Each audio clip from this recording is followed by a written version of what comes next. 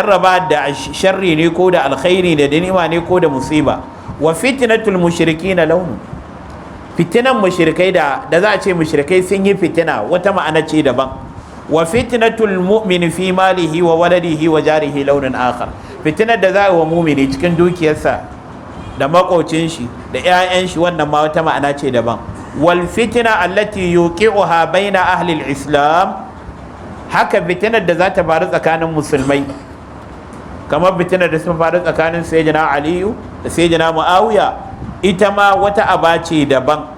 To duk wannan nau'i ne na fitina daban-daban. To fitinar da ake nufi a nan wadda za mu yi karatu a kanta, ita ce fitinar da za ta faru tsakanin musulmai.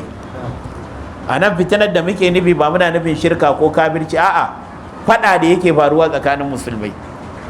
Wannan bangare su ɗau takobi su yaƙi waɗancan, kamar yadda ya faru tsakanin jama'a sayyidina Ali da sayyidina Muawiya, kun ga dukkan su musulmai ne. Kamar yadda ya faru a yakin Saffin, dukkan su musulmai ne. Kamar yanzu misali a abin da yake faruwa tsakanin kabila da kabila, wannan kabila da wannan kabila su faɗa amma dukkan su musulmai ne. To wannan shi ake kira fitina, ita kuma muke magana yanzu a nan. Falalar ƙin shiga irin wannan fitinar. Yanzu a ce Hausawa suna yaƙi da Fulani, kamar yadda koko suke ta kokarin su ga sun haifar da haka.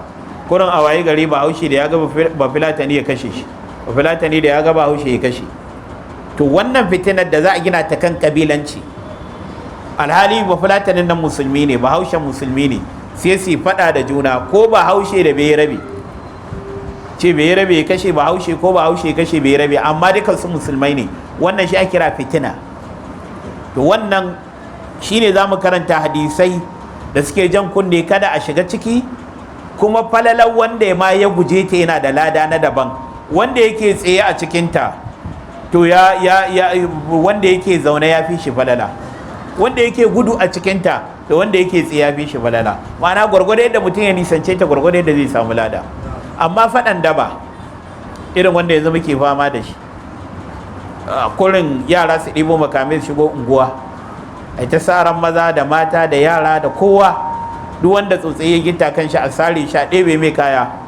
Wannan ba ma iya fitina ba ne, wannan muharaba ce, yakar Allah da manzan Allah ne. Waɗannan in an kama su a musulunci, in dai mutum yana wannan, to ya halatta a kashe su. Allah ya ce inna ma jaza'ul ladzina yuharibuna Allah wa rasulahu wa yas'auna fil ardi fasadan an yusallabu aw yuqattalu aw tuqatta aydihim wa arjuluhum min khilafin aw yunfaw min al-ard. Allah ya ce sakamakon wanda suke yakar Allah da manzon Allah, yuharibuna Allah wa rasulahu, sune masu yaka addinin Allah. Sannan wa yas'auna fil ardi fasadan, suke banna a bayan kasa. Yana cikin banna a bayan kasa mutum ya dau makami ya shiga cikin unguwa ya ta saran mutane da fashi da makami, domin waɗannan masu sare-sare a gidajen mutane da unguwa 'yan fashi ne. 'Yan fashi kuma su ne masu muharibun, su ne masu muharaba. To waɗannan Allah ya ce sakamakon su ko dai a kashe su, ko a yanyanke hannayensu da ƙafafuwansu ta bambancin dama da hagu, ko kuma a kore su daga bayan ƙasa. Wannan sakamakon su ne a nan duniya na wulaƙanci, amma a lahira suna da azaba mai tsanani. Da haka waɗannan in an kama su, alƙali zai kalla, idan dabar su ta kai suna kashe mutane, ya kashe wancan ya kashe wancan ya kashe wancan, in an kama shi alƙali yana da dama ya yanke mai hukuncin kisa, kuma ya yi daidai a musulunci. Idan ku a'a abin da yake sace-sace ne, razanarwa ne, ya firgita mutane da makami su gudu ya ɗebe dukiyar, to Allah ya ba da dama su ma in kashe su zai zama ta'aziri, ya halatta a kashe su ta'aziran don tsoratarwa. Yawan magana mafi inganci, hukunci na tsoratarwa a shari'a yana iya kaiwa ga kisa, ko da mutum bai abin kisan ba, amma tsoratarwar ba za ta samu ba sai an kashe shi, ya halatta a kashe. Sannan alƙali yana da dama ya duba ya ga a'a baya kisa, yana sata, sai alƙali ya ce a yanke hannun. Baya sata, yana tsoratarwa, kurin razanarwa yake, baya ɗaukan kayan kowa, zai ɗau makami ya razanar da mutane ya firgita su, amma ba zai taɓa dukiyarsu ba zai taɓa. Alƙali yana dama ya kulle shi, shine auyun faumin al-ardi, sai ya je kulle shi. Da haka wannan yana koma zuwa ga alƙali yana dama ya wannan. To wannan bayan ma kasancewa shi fitina muharaba ne, amma wanda muke faɗa nan faɗa ne da zai ginu kan wani kabilanci tsakanin musulmi, ana zaman lafiya kullum wani abu ya zo ya shiga sai a ɗau makamai a ce za a yaƙi ko dan mulki, kamar faɗa na siyasa na jam'iyya wanda ya yaƙi wannan saboda kullum bambancin jam'iyya, wannan yana cikin fitina. Ko kuma a faɗan da za a gina kan kabilanci ko kan wani abu na dukiya, ko faɗan makiyaya da manoma, duk babin fitina ne. In dai musulmi da musulmi ne suke yi to babin fitina ne. To wannan shi ake magana a nan, shi za mu karanta nassoshi da suka jawo hankali da mu nisanci waɗannan. Akwai hadisai amma za mu karanta su a cikin littafi. Fitina ɗin nan kala-kala ce. Akwai fitina gamammiya, akwai fitina keɓantacciya. Ita fitina keɓantacciya ita ce wadda Allah yake jarraban mutum a cikin dukiyarsa da 'ya'yan shi. Wannan sallah da azumi da sauran ibada tana kankare mana. Mutum ya karkace wa Allah a dalilin matar shi, ko a dalilin ɗan shi, ko ya yi wani abu wanda ba daidai ba, to sallah da azumi suna kankare wannan. Akwai daga cikin fitina keɓantacciya akwai fitina ta dukiya. Allah ya ba mutum dukiya ta zama mai jarraba ita abinda ba daidai ba, ko fitina ta mata, ko kuma a fitina ta rayuwa, ko ta fitina ta talauci. Allah ya jarrabu mutum da talauci sai ta sabo, ko ya jarrabu mutum da dukiya ya ta saban Allah. Duk wannan fitina ce amma keɓantacciya. Akwai fitina gamammiya wadda take haɗa kowa da kowa. To ita wannan tana da fuskoki daban-daban kamar yadda muka faɗa. Daga ciki akwai faɗa tsakanin musulmai. To hanyoyin maganin fitina za mu faɗa abubuwa guda 10 a takaice, su ne maganin fitina. Abu na farko, riko da alkur'ani da sunna a zahiri da batini. Wannan shi zai kare mutum daga fitina. Kamar yanzu yadda muke karantawa, za mu karanta hadisi manzo Allah ya nuna kada a shiga, a nisance ta. Kaga kenan daga hanyar da za ka kare kanka daga fitina ya zama kayi riko da alkur'ani da sunna. In ka ga ana fitina tsakanin musulmai, kada ka shiga, ka kare kanka daga ciki kenan. Daga cikin hanyoyin da mutum zai, daga cikin fitina da muka ambata a baya mun ce zalunci da kafirci da shirka duk fitina ne. To ya za ka tsira da gare sai ta hanyar bin alkur'ani da sunna. Abu na biyu da yake sa a samu kariya daga fitina, akwai yin umarni da kyakkyawan aiki da hana mummunan aiki. Ta hanyar yin wannan aiki, umarni da kyakkyawan aiki da hana mummunan aiki, za a nuna musulmi illar fitina, za a ja hankalinsu, da haka ba za su fada cikin fitinar ba, kamar yanzu irin wannan karatu da muke yi. Hanya ta uku daga cikin hanyoyin da ake samun kariya daga fada cikin fitina, musamman fitinar da muke magana, shine zama da malamai da tambayarsu da bibiyarsu, musamman lokacin fitina. Irin wannan lokuta da fitinar akwai ta addini, akwai ta rayuwa, akwai ta kaza, akwai ta kaza, to daga cikin hanyoyin da mutum zai samu kariya ya zama yana tare da malamai. Al-Hasan al-Basri, ɗaya daga cikin tabi'ai, yana cewa al-fitnatu idza aqbalat arafaha kullu alim. Fitina in ta fuskanto, to duk wani malami yana gane ta. Duk adan da za ta yi, yadda za ta yi, zai ce wannan fitina ne, kar ku yadda da wannan abu. Wa idza adbarat, idan ta zo ta faru ta bada baya, arafaha kullu jahil, to lokacin ku kowane jahili zai gane ta. Amma farkon zuwa ba kowa zai gane ba, sai malami, sai mai ido, sai mai addini. Kar ku yi zanga-zangan nan, in kun yi ba alheri a ciki, a lokacin malami ne kadai zai fahimta. Arabaha kullu alim. Amma da aka yi, aka kashe mutane, aka kashe a rijiyar lemu, aka kashe a kurna, aka kashe a guri kaza, aka bata duke wasu mutane, aka kama wasu, aka ribe, kuma ba abin da ya canza na tsadar rayuwa, sai kuma ya ce kai ina ma ba mi ba. Arabaha kullu jahil.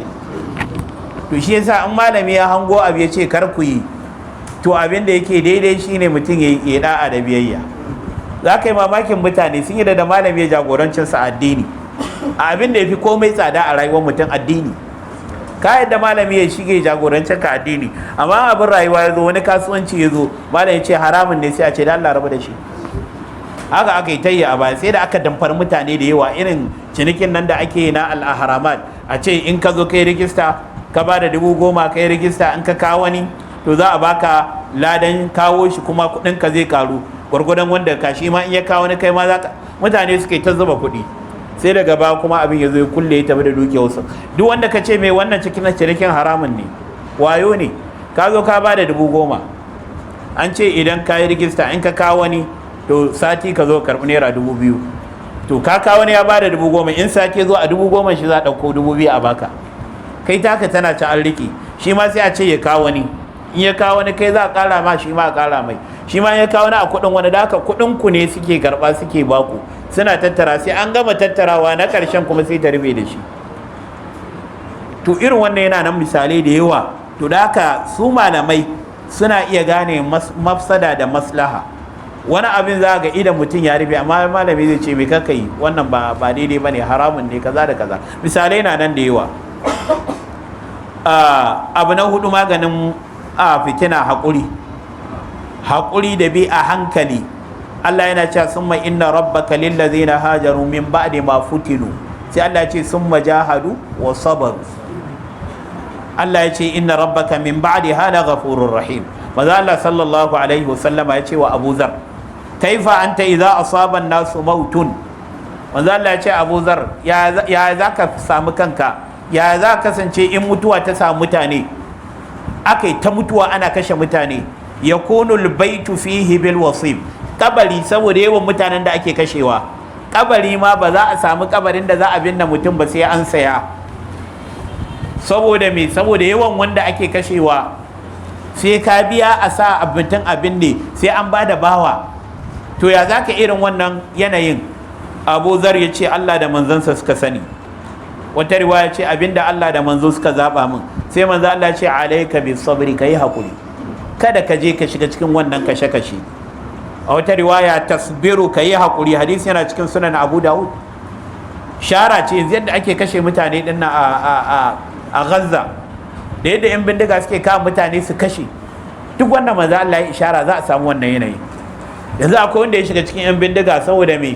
Ai ya ga ana samun kuɗi, da haka an kama an yi garkuwa ana karɓar kuɗi, wanda kuma ƙara kwana ya kama a kashe shi kenan, ba ana abin da ake, sai ce shi ma bari ya shiga cikinsu. Manzo Allah ya ce ka yi haƙuri, kar ka shiga, kuma kada yawan kashe-kashe sa kai ma kai kisa. Manzo Allah ya ce kada kai. Da haka wannan hadisi manzo Allah yana nuna mana fitina za ta yi yawa, waɗanda za a kashe za su yawaita, har a waye gari mutum sai ya siyi inda za a binne mamaci da bawa, saboda karancin gurin da yadda za a ta kashe mutane. Abu na biyar, maganin fitina at-tasabbutu fil akhbar wa jitinabul ajala. In labari ya zo kai bincike, a nisanci gaggawa. Da yawa daga cikin fitintunu labarin ƙarya ne yake iza su, kurin wani zai zauna ya rubuta ƙarya ya yada. To da haka idan labari ya zo, gabanin ka ɗau hukunci, to ka fara tabbatarwa. Habs ibn Ghiyas yana cewa qultu li Sufyan as-Sauri ya Aba Abdullah, ya je ya samu Sufyan as-Sauri, ɗaya daga cikin manya-manyan malaman sunna, ya ce masa ya kai baban Abdullah, innan nasa qad aksaru fil mahdi fama taqulu fihi. Ce mutane ba suna ta maganganu kan al-mahdi, cewa wane mahdi ne, shine wanda ya kamata a yi abi, shine mahdi na gaskiya. To me zaka ce min? Qala, sai ce in marra ala babika, in ma zai zo wuce ta kobar gidanka, fala takun minhu bi shay'in, kada ka zama tare da shi, hatta yajtami an-nasu alayhi, sai ka ga malamai da masu ilimi da masu fahimta sun ijma'i shine sannan ka shiga. Ana wannan yana gwada mana ba kowa zai zo ya busa sifika ya ce hayya ala, ku zo zan karantar da ku addini, ka miƙa mai wuri, sai ka tabbatar cewa ya samu kyakkyawan shaida daga malamai addini ke karantarwa. To daga cikin abin da za ka yi tasabbuti har da al'amarin addini, ba kawai da ka ji abu ka ɗauka ba. In mutum ya yi wannan, to zai faɗa cikin abin da yake na sharri.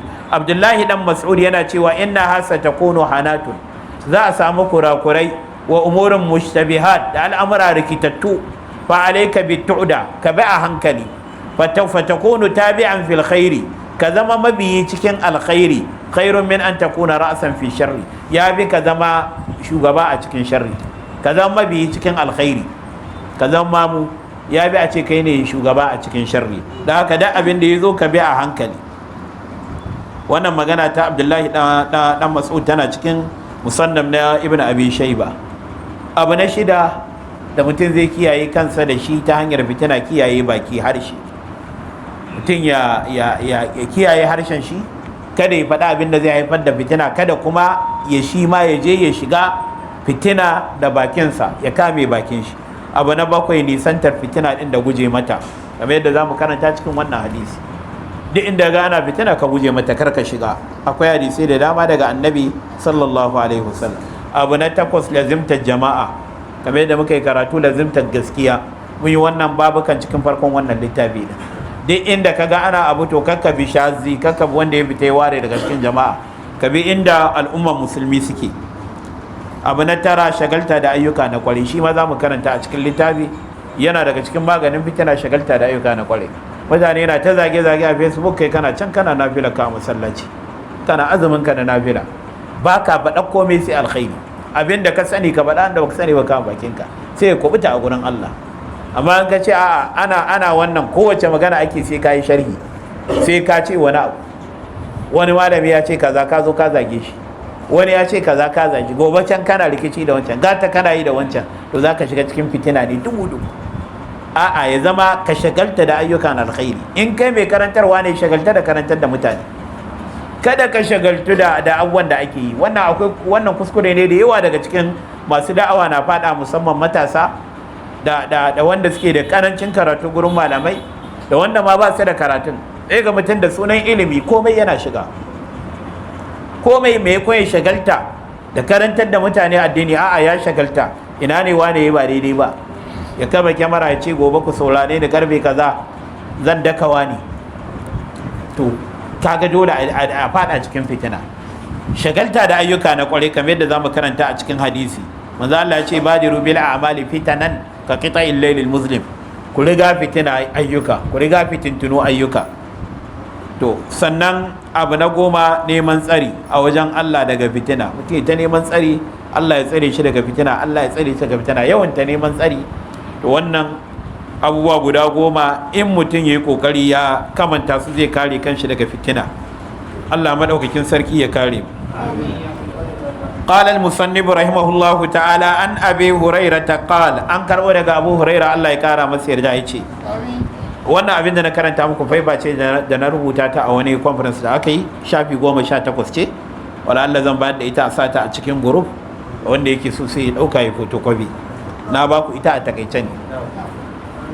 Ana Abi Hurairah ta kala an karɓo daga Abu Hurairah, Allah ya yarda da shi, yace qala rasulullahi sallallahu alaihi wa sallam, manzo Allah sallallahu alaihi wa sallama yace takunu fitnatun, za a samu fitina za ta faru. Alqa'idu fiha, wanda yake zaune cikin fitinar, khairun min almashi, ya wanda yake tafiya a cikin ta. Wal mashi fiha khairun min as-sa'i, wanda yake tafiya cikin fitinar shi kuma ya fi wanda yake gaggawa a cikin ta.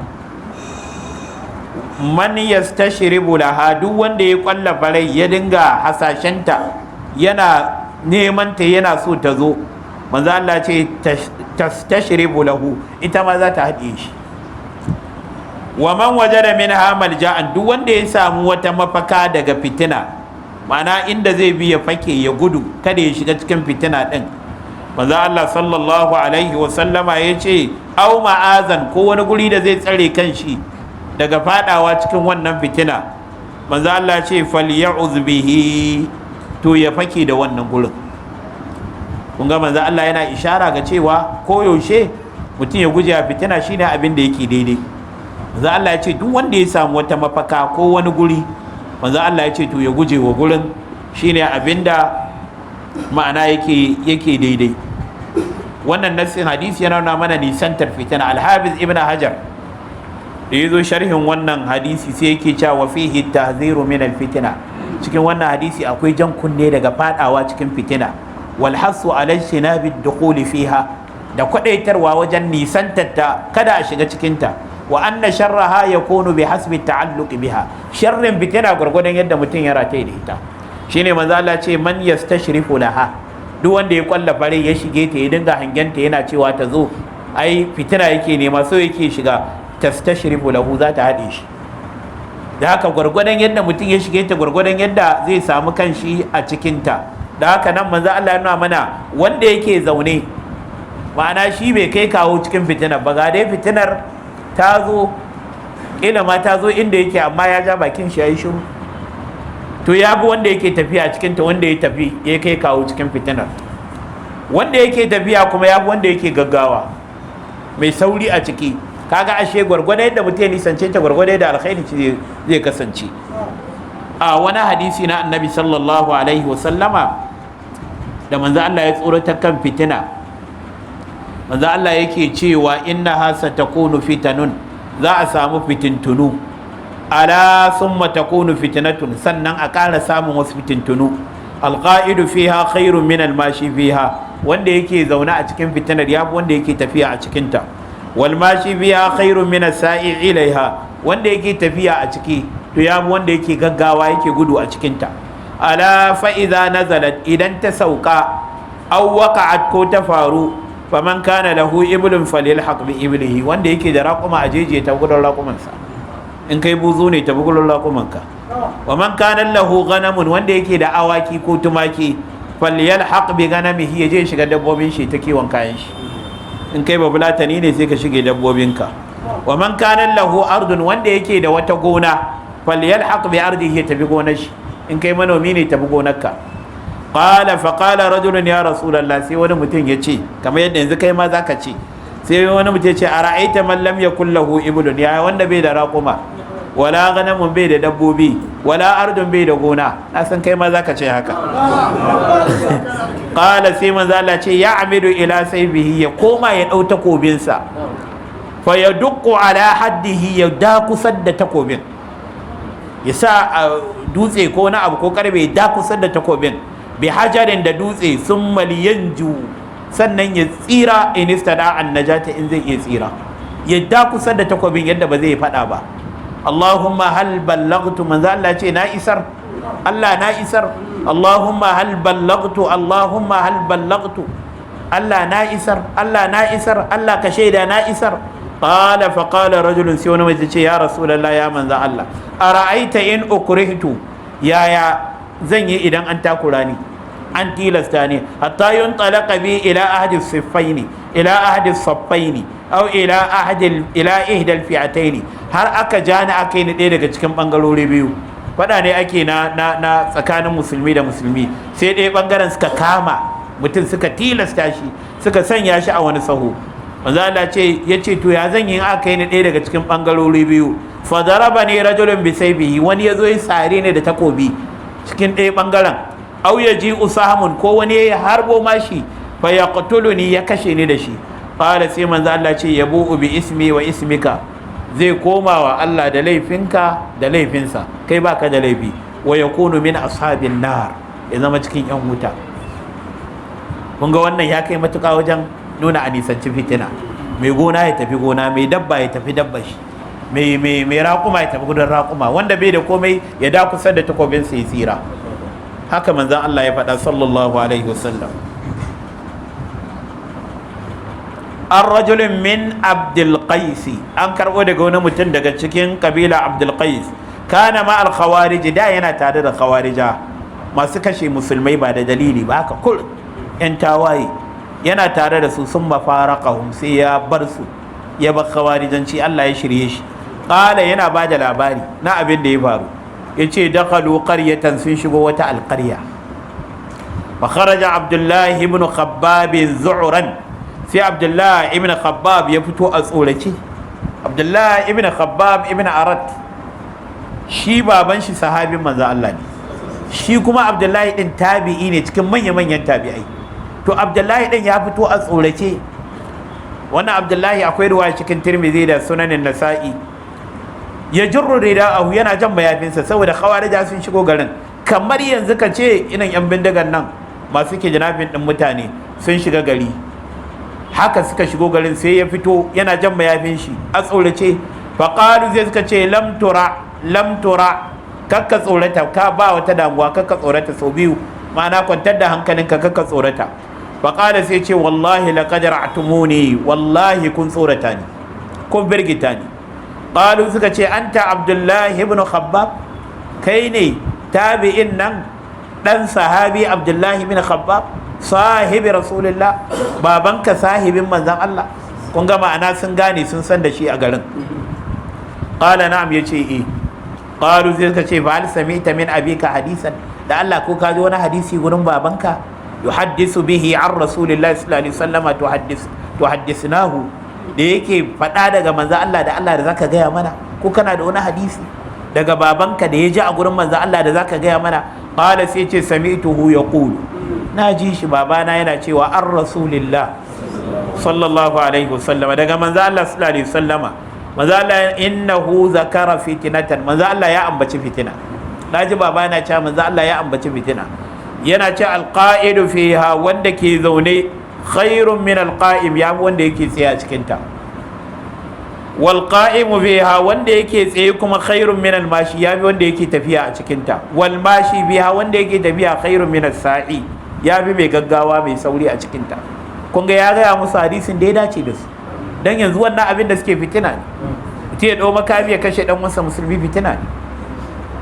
Waɗannan hadisai ya kamata a karanta waɗannan masu garkuwa da mutane.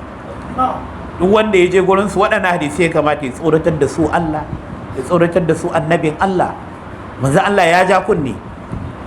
Da haka wanda di ya aje makamin shi ya dawo gari, ya daina kidnapping, ya daina garkuwa da mutane, ya bi alkhairi kan wanda yake can yana tsaye ko da bai kisa ba. Wannan hadisai ya kamata a karanta musu. In masu tsoron Allah ne da takawa sai su daina. Kuma shine abin da ya kamata a gaya musu, shine abin da ya kamata a karantar da su. Manzo Allah ya hana, dan ba fitina irin haka, kurin mutum ba abin da ya maka zo kashe shi, ka shiga gidan shi yana kwance, ka ɗebi 'ya'yan shi da dukiyoyin shi ka tafi da shi, ba kuma abin da ya maka. Maganar cewa wai ai ana kashe su in sun shigo gari, ko ana kashe kabila sun, wannan ba dalili bane da zai halatta musu yi haka, ba dalili bane. Kuma ba a gyara kuskure da kuskure. Idan yanzu mutanen gari sun sa 'yan sa kai, sai suka ce duk wani bafilatanin da ya shigo gari sun kashe shi, wannan baya halatta maka addinin Allah. Kai kuma bafilatani ka ce duk inda kai ma ga wani ba wuce za ka kashe, baya halatta maka haka. Da haka in ka je gurin Allah, hujjar ka ba za ta zama ai wane ne ni ma ne ba, a'a. Idan mutum yana abba daidai ba, to kai daidai shine abin da yake. Shi yasa kamar yadda muke faɗa, ba daidai bane da an kashe naka a wani gari kai kuma ka zo ka farwa wanda ba shi yayi ba. In har so kake kai ka kama wanda yayi kai mai, amma wanda bai ji ba bai gani ba, wani garin fa ba su taɓa yi ba, haka za a far musu, a kashe su, a tarwatsa su. To ina zai zama hujja a ce wai dan an yi a wani gari kuma kun zo ku kashe mutanen wani gari? Da ma cewa kai garin da suka yi mana za mu shiga mu kama wanda suka yi mana, sai zama a ce ai wanda ya maka ne kai mai, amma wanda ba ruwan shi ina ba a kama wani. Manzo Allah sallallahu alaihi wasallama ya ce wa wani mutum, wannan ɗanka ne? Ya ce ɗana ne. Manzo Allah ya ce to ka sani, ba za a kama ka da laifinsa ba, ba za a kama shi da laifinka ba. Ba a yi haka addini. In ɗa ya je laifi ya gudu, to kada a kama baban shi, kada a kama baban shi. A musulunci haramun ne, sai dai in uban ne ya taimaka mai ya gudu, sai dai in uwar ce ta taimaka mai ya gudu, ta ba shi kuɗi, ta ce maza je ka kwana karbi ka hau mota kai Lagos, kuma ya tabbata ta, sai a tafi da ita. Yanzu laifinta ta taimaka mai laifi ya gudu, ba wai nan ta haife shi ba. Wa alaikum salamu. Ina ai ina maganar wanda suke zuwa zauna da su, ce za su yi sulhu da su. Wanda duk zai zauna da su, ai kamata ya karanta musu wannan. In har sun yadda za su saurare ni yanzu na ce zan je in mai sulhu da su, sun yadda za su saurare mu, za su gaya mana sakon, su gaya mana, sai in gaya musu wannan. Ai Allah bai yadda dan wani ya muku laifi kashe wani ba hujja. Kamar yadda su ma waɗancan da suke kashe wanda ba ruwansu, ba dalili. Amma idan na zo nake cewa mutanen nan fa kashe su ake a cikin gari, kamar ina tabriri, kamar ina nuna abin da suke suna da dalili, ko ba su da dalili, ba dalili dan an kashe na kashe wani. Ga manzo Allah ya ce wa ɗa da uba, laifin ɗa ba zai shafi uba ba, sai in uban ne ya yi laifi da ya shafi ɗan. Amma haka kurin ba sanin uba, ɗa ya je laifi ya gudu, dan me za a zo a kama uban shi kenan? To ina kurin dan muna gari daya, wa bilatar ya shigo gari an kashe shi kenan sai su shigo mu kuma su kashe wanda ba ruwansu. Haka waɗannan muna magana waɗanda suke zama da su da niyyar za a yi sulhu ko za a tattauna da su, abin da ya kamata ku gaya musu kenan. In sun kawo wancan dalili ku ce a musulunci ko musulmai ne, wannan ba dalili ba ne. Wannan musulunci bai halatta muku haka ba.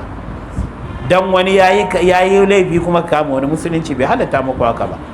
ko da ku ana muku to ku ba halatta, kuma in kuka yi a gurin Allah kisan rai kuka yi, shi kamata a yi. Shi ne abin da nake nufi.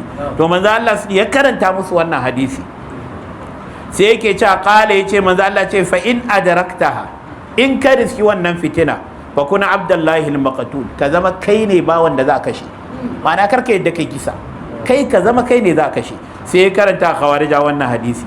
Qala ayyub ya ce wala ayyub ɗaya ne daga cikin masu riwayar hadisi, ya ce wala alamuhu illa qala, ni a riwaya ta ma abinda na sani shi wannan sahabi ya gaya musu cewa wala takun abdullahi alqatil, kada ka zama bawa mai kisa, ka zama bawa wanda aka kashe.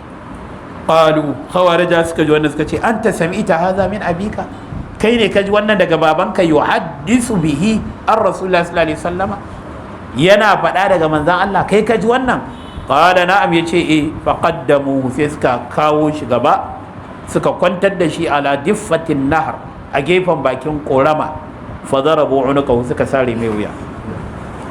Duk da gashi abin da ya gaya musu, sai suka kwantar da shi suka kashe shi.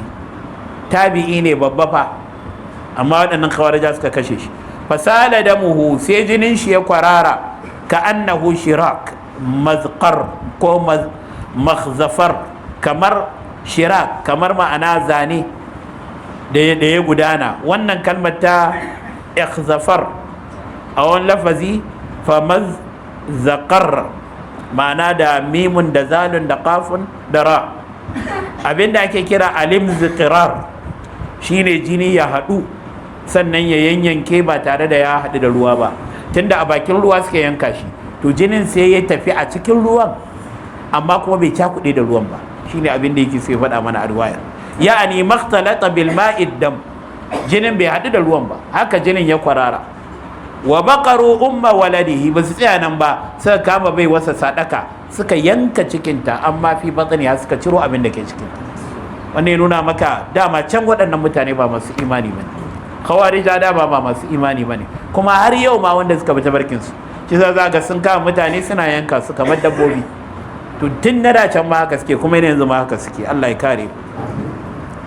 To wannan hadisi yana nuna mana mahallin shari cikin hadisin da ya gaya musu, hadisin manzon Allah, kar ka shiga fitina, ka zama kai za a kashe, ba kai za ka yi kisa ba.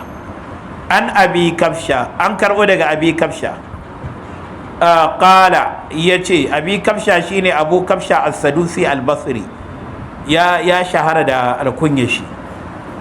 Qala, yace samitu aba musa yaqulu ala al-minbar, naji abu musa yana faɗa akan minbari, ma'ana sahabin manzon Allah. Qala, yace qala rasulullahi sallallahu alaihi wasallama, manzon Allah yana cewa inna baina aydikum fitanan, tsakanin a gaban ku akwai fitintunu da za su faru nan gaba. Ka qita'il laylil muslim, kamar duhun dare mai bin juna. In dare ya tafi ya fara karfe 1, 2, 3, daren karuwa yake, sai ya kai wani lokaci kuma sannan gari ya fara wayewa. To haka fitintunan za su dinga tohuwa, baƙiƙirin suna bin juna. Yusbihu ar-rajulu fiha mu'minan, mutum zai waye gari yana mumini, wa yumsi kafiran, ya kai yammaci kafiri, saboda fitina. Ya waye gari mumini amma ya shiga wata fitina da yayi ridda bai sani ba, ko ya wa yumsi mu'minan, ko ya kai yamma mumini wa yusbihu kafiran, amma kafin gari ya waye ya zama kafiri, ma'ana fitina. Manzo Allah yana fitintinin za su zo, hadda fitinar da mutum ya shiga zai kafirta, gashi mumini da safe amma kafin yamma ya zama kafiri, ko gashi kafiri gashi mumini da yamma kafin safe ya zama kafiri. Alqa'idu fiha, wanda yake zaune cikin ta khairun min alqa'im, yafi wanda yake tsaye. Wal qa'imu biha khairun min almashi, wanda yake tsaye a cikin ta yafi wanda yake tafiya a cikin ta. Wal mashi biha khairun min as-sa'i, mai tafiya kuma yafi wanda yake gaggawa a ciki. Qalu ma ta'muruna, to ya rasulullah me umarnin ka gare mu idan aka samu kai irin wannan? Qala, yace kunu ahlasa buyutikum, ku zama wanda suka lazimci gidaddakin su, kar ku fita ku shiga wannan fitina, kar ku shiga koma gidaddajin ku zauna, kar ku shiga cikin wannan fitina. Qala Muhammad bin al-Husayn, mai littafi Muhammad ibn al-Husayn al-Ajurri, yana cewa qad zakartu hadha al-bab fi kitab al-fitani, qad ko zukirat fi hadha al-bab, ko qad zakartu hadha al-bab, na kawo wannan babi fi kitab al-fitan, cikin kitab al-fitan, fi ahadith kasira, cikin hadisai da yawa. wa kad zakartu ha huna tarafan minha, anan kuma na ambaci bangare cikin wannan. A can cikin kitabul fitan na ka hadisai da yawa, nan kuma na ka na bangare nasu. Li yakuna al-mu'minu al-aqilu yahtatu li dinihi, dan mu'mine mai hankali ya gyara addinin sa, ya kiyaye addinin sa kada ya abinda zai bata mai addini. Fa innal fitana ala wujuhin kasira, fitina tana nan kala kala kamar yadda muka faɗa, kala kala. Wa qad madamina fitanun azima, fitintunu masu girma sun wuce. Na jaminha aqwamun, wasu sun kubuta.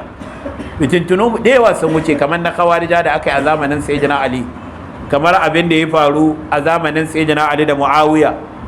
To haka nan kuma duk tarihi fitintunu da dama sun wuce. Fitinan mai tatsina ta zo ta wuce, fitinan Boko Haram tana nan, mafi yawancinta ta wuce, akwai saura. To manzo Allah ce, mai littafi ce fitintunu da yawa sun wuce, wasu sun kubuta. Wa halaka fiha aqwamun bittiba'ihim al-hawa, wasu kuma sun halaka ta hanyar bin son zuciya. Wa isarihim lid-dunya, da zaben duniya. Wani yanzu yana nan a wannan abin da ake yi, shi makamai yake kai musu yana samun kuɗi. Wani yana nan shi informa ne, ya ba su labari wane yana gari yana guri kaza, wane ga kuɗi, kun kama wane za ku samu, shi da ne yake samun kuɗin shi. Kun ga ya bi son duniya kenan. Wani yana nan shi kuma yana agaza musu, kowa dai da irin yadda yake. To wasu halaka saboda bin son zuciya da zaɓar duniya. Fa man arada Allahu bihi khairan, duk wanda Allah ya so shi da alkhairi, fataha lahu babad du'a, sai bude mai kofar addu'a, sai ta kankan da kai yana koma zuwa ga Allah. Waltaja ila maulahul karim, ya koma zuwa ga majibinsa mai girma, majibincinsa Allah kenan, ya koma zuwa gare shi. Wa khaba ala dinihi, ya jiwa addinin sa tsoro kada ya bata addinin shi. Wa hafiza lisanahu, ya kiyaye harshen shi. Wa araba zamanahu, ya gane zamanin da yake, zamanin fitina ne. Wa lazima al-mahajjat al-wadiha, sai ya bi hanya bayyananniya, as-sawad al-a'zam, hanyar mutane wanda yawancin al'umma suke kai. Wa lam yatalawwan fi dinihi, ba zai dinga talawuni cikin addinin sa, bai yi kaza gobe ya fada kaza, zai tsaya kan hanya ta gaskiya. Wa abada rabbahu ta'ala, ya bauta ubangijin shi madaukakin sarki. Fataraka al-khawda fil fitna, sai ya bar kutsawa cikin fitina.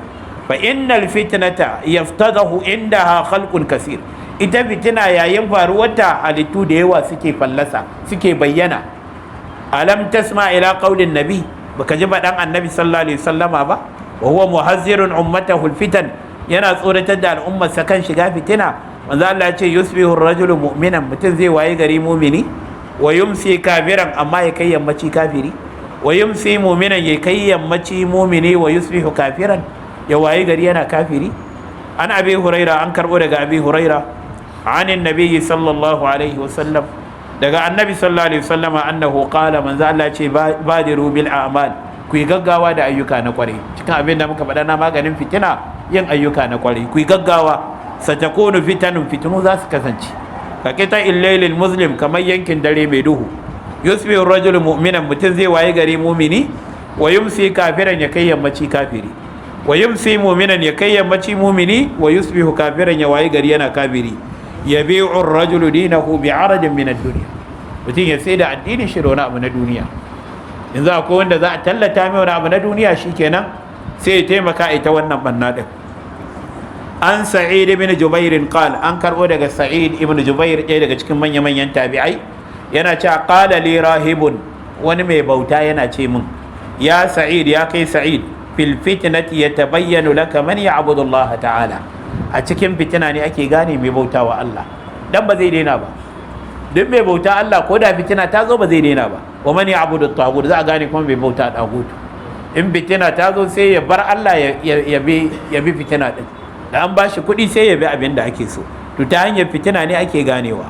An Maqil ibn Yasarin qala, an karbo daga Maqil ibn Yasar yace, qala Rasulullahi sallallahu alaihi wasallam, manzo Allah sallallahu alaihi wasallam yace, al-ibadatu ibada fil haraj, lokacin kashe-kashe, a kashe wancan mutum, amma duk da haka bai bar addini ba, yana bautawa Allah, yana kiyaye ibada, kal hijrati ilayya, manzo Allah ce kamar hijira ne zuwa gurina. Ana yana cikin hanyar da zaka bi in fitina ta zo, ka lazimci masallaci, ka lazimci ibada, ka lazimci bin Allah madaukakin sarki, da kuma neman tsari Allah ya tsare ka daga gare ta. To abinda muka karanta daidai Allah ya ba mu lada, wanda ya zama na kuskure Allah ya yafe mana, ya ba mu ikon gyarawa. Allah muna roƙonka da sunayenka mafiya kyau da sifofinka madaukaka, Allah ka kare mu daga fitina, Allah ka kare mu daga fitina. Allah ka ba mu zama lafiya a jihar mu da dukkan jihohin musulmi da kasashen musulmi gaba daya. Yan uwanmu da suke Gaza da sauran kasashe Allah ka fitar da su daga cikin halin da suke ciki. Allah ka ba mu damana mai albarka. Allah ka ba mu damana mai albarka. Allah ka shiryar da mu da zurriyar mu gaba daya. Allah ka sa mu cika da imani. Subhana rabbika rabbil izzati amma yasifun. Wassalamun ala al mursalin walhamdulillahi rabbil alamin.